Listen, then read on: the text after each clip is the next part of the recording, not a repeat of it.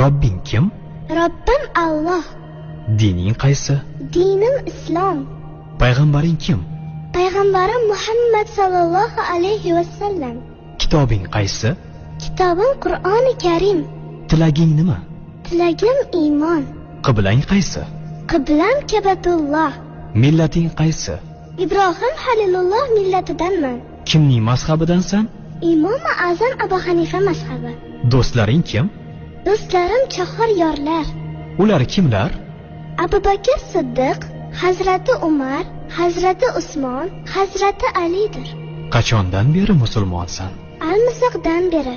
Al-Misoq nima? Alloh taolo ruhimizni yaratib, ulardan va'da olgan kun. E'tiqoding qaysi?